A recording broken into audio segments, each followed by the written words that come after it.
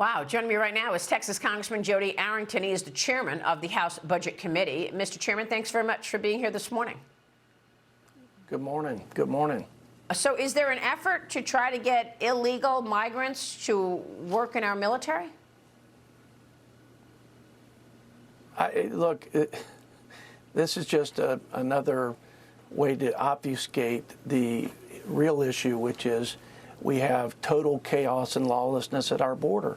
And Democrats don't want to do the very basic function of a government, and that's provide for the common defense and secure our sovereign border. And, it's pretty telling when Chuck Schumer calls hard right immigration measures just enforcing the law and stopping catch and release.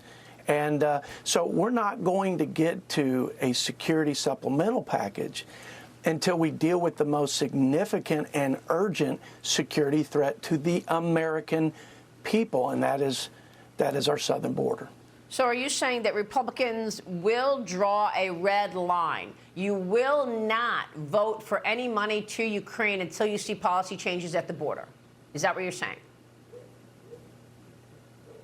That's why the American people, Maria, gave Republicans the majority in the House, to use the power of subpoena and the power of the purse to change the course that our country's on, namely reduce spending so we don't bankrupt America's future, and to secure the border and deal with this security threat. So, yes, I mean, we have broader policy problems with Ukraine in terms of accountability measures, a game plan, clear strategies. We also have problems with paying for things in this country. So we have to do what Mike Johnson, our new speaker, is doing, which is changing the culture to one that considers fiscal accountability to the taxpayer. But yes, ultimately, the number one job is to keep the American people safe, and they're not safe. And it's not because of the Russian invasion into Ukraine. It's because of the invasion of the United States enabled by terrorist drug cartels in this administration. And my Democrat colleagues don't seem to have any interest in dealing with that.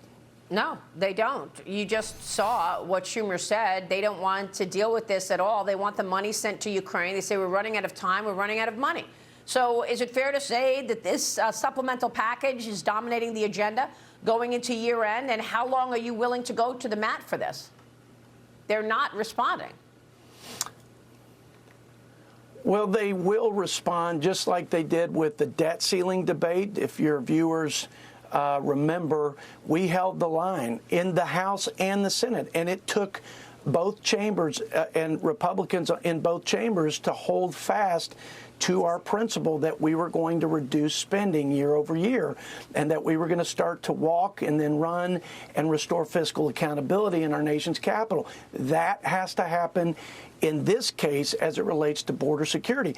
And I believe our Senate colleagues, led by Senator Lankford in the negotiations, are going to hold true to what we committed to our fellow Americans with respect to no funding, using the power of the purse to make sure that first and foremost we deal with our southern border crisis.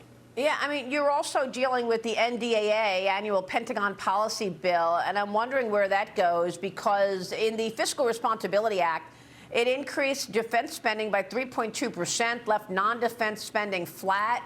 I mean, that would be a decline in defense spending when you compare it to inflation. Is that what you're proposing in an environment where China is getting more aggressive against the United States, along with Iran?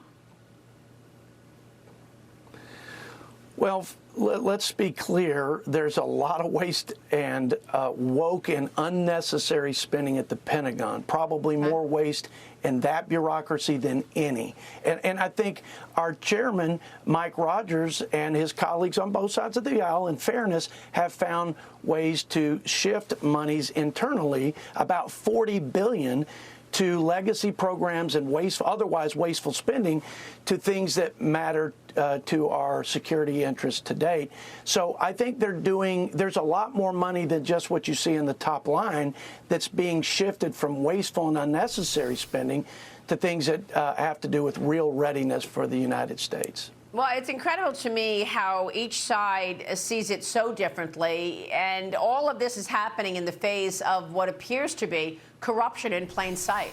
House Oversight Committee Chairman James Comer released Hunter Biden's 2018 bank records this week. It shows his Chinese-linked business, Owasco PC, made direct monthly payments to his father, Joe Biden, all as he was accepting money from China. Payments of nearly $1,400 happened 3 times, bringing the total to more than $4,000. Congressman, your thoughts on this, and is this going to lead to a formal impeachment inquiry against President Biden? Well, I'm not going to presume on the outcome except to say there's a lot of smoke and we're starting to see fire in terms of more than conflict of interest, but criminal behavior and certainly abuses of power. And I believe we're going to let the facts lead us to the outcome. But I think most of the American people are seeing something that would result in an impeachable offense, but we're not going to presume on that. We'll let Jamie Comer and Jim Jordan do their job. What we need the impeachment inquiry tool to get at all the facts, and we need to subpoena every single person that has anything to do with this potential corruption, because we've got to present the case to the American people. It doesn't matter as much what we do in the House, because I think we will get what we need, the right outcome in the House. It's what we get in the Senate, and we have to bring the American people along so they don't think we're politicizing it like the last administration and like the Democrats did to President Trump. And you've got to do this all the while working with Democrats on the other side of the aisle to get funding done before January 19th. Is a shutdown less likely at this point, or is that still on the table, January 19th? Well, I hope we don't shut the government down. I think it's disruptive. I think it costs taxpayer monies, and we shouldn't do it if we don't have to. But I will tell you, there are some things that are worth keeping the shutdown on the table, including border security.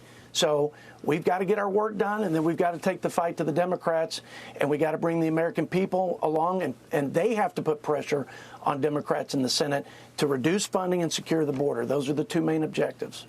All right. Mr. Chairman, we'll be watching your work for sure. Congressman Jodey Arrington, thanks for being here, Maria. sir. All right, we will see you soon. We'll be right back.